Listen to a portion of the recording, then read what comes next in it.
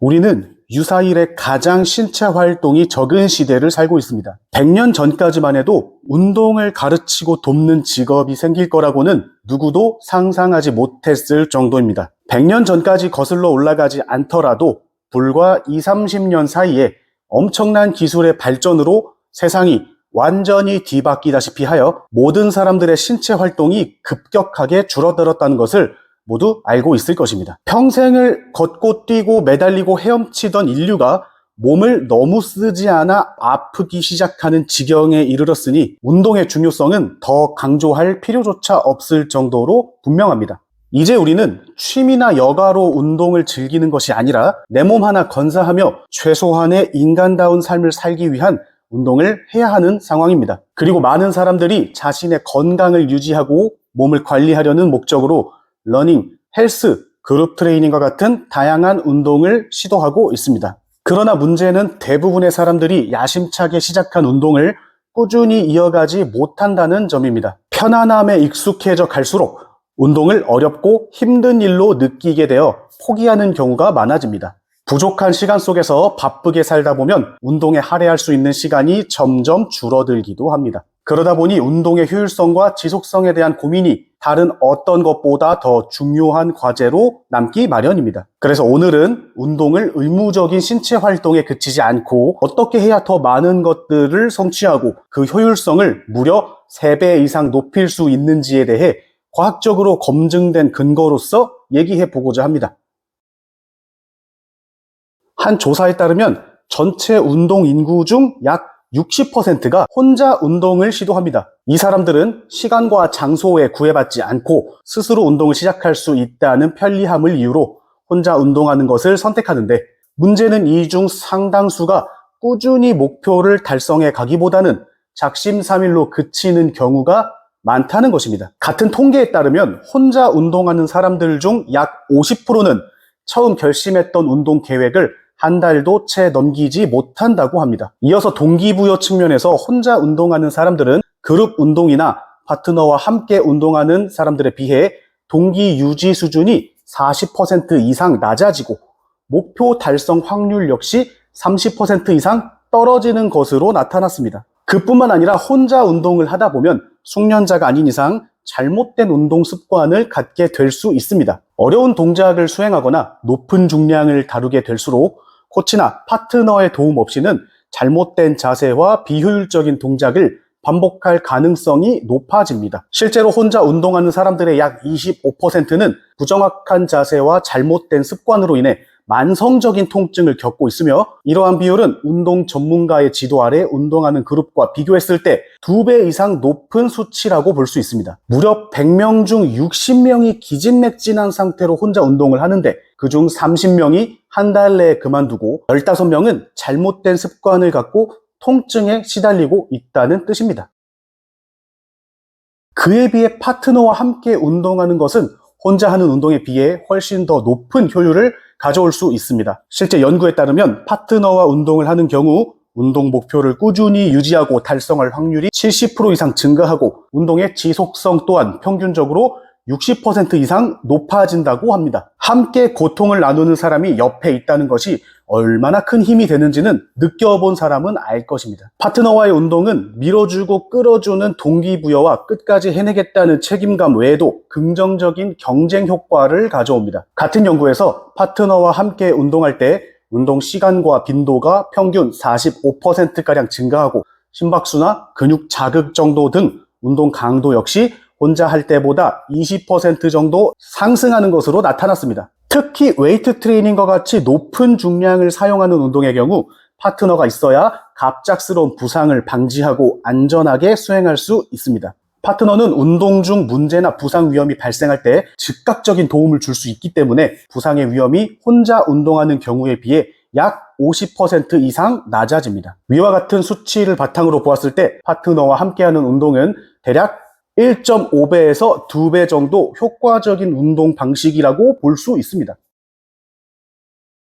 파트너와 함께하는 운동의 높은 효율성이 증명되었다면 전문적인 트레이너와 함께하는 운동은 한층 더 높은 기대 효과를 불러올 수 있습니다. 한 연구에 따르면 전문적인 트레이너의 지도를 받으며 운동할 경우 운동하는 성과는 혼자 하는 운동에 비해 평균적으로 약 2.5배에서 3배까지 향상된다고 합니다. 이 수치가 증명하는 것처럼 트레이너가 제공하는 체계적인 지도와 피드백이 아주 중요한 역할을 한다는 것입니다. 트레이너는 자신의 경험과 지식을 바탕으로 운동의 정확성을 높여줄 뿐만 아니라 최상의 효율을 위한 최적의 운동 강도를 찾아줍니다. 운동 성과에 있어서 신체가 적응하지 못하는 높은 강도를 적절하게 부여하는 것이 아주 중요한데, 이것은 전적으로 운동에 직접적으로 참여하지 않는 제3자의 객관적인 판단이 필요하기 때문입니다. 그리고 잘못된 습관을 예방하는 것 역시 코치의 가장 큰 역할 중 하나입니다. 즉, 올바른 습관을 만들어갈 수 있도록 돕는다는 뜻입니다. 같은 연구에 따르면 트레이너와 함께 운동할 때 자세 교정과 같은 세밀한 지도가 부상 위험을 약 70%까지 낮출 수 있다고 합니다. 트레이너의 역할은 기술적인 부분에만 그치지 않고 지속적인 동기부여와 피드백을 통해 운동 목표를 더 수월하게 달성할 수 있도록 돕습니다. 앞선 연구에서는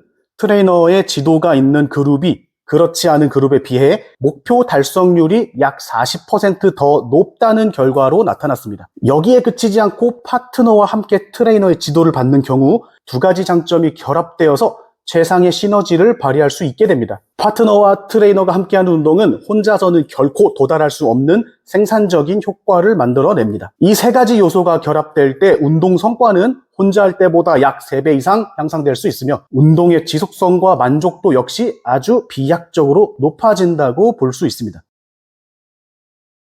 여기에 그치지 않고 운동을 얼마나 자주, 얼마나 효과적으로 할 수 있는지에는 운동 장소와의 거리가 아주 중요한 영향을 미칩니다. 한 연구에서는 거주지에서 1km 이내의 운동 장소가 있는 사람들이 1km 이상 떨어진 곳에서 운동하는 사람들에 비해 운동 참여율이 약 30% 더 높다는 결과가 나왔습니다. 운동 장소가 가까울수록 이동에 대한 부담이 적어져서 운동 방해 요인이 줄어들기 때문입니다. 이어지는 통계에 따르면 운동 장소와의 거리가 가까울수록 운동 빈도가 증가하는 경향이 있습니다. 거주지에서 2km 이내의 운동 장소가 있는 사람들은 평균적으로 주 3회 이상 운동을 꾸준히 수행할 가능성이 높아지는 데 비해 5km 이상 거리가 떨어진 경우에는 운동 빈도가 주 1회 이하로 감소하는 결과가 나타났습니다. 운동 장소가 가까운 사람들은 시간과 에너지를 이동에 소모하지 않기 때문에 운동 자체에 더 많은 에너지를 투입할 수 있기 때문입니다. 같은 연구에서는 운동 장소와 거리가 1km 이하일 경우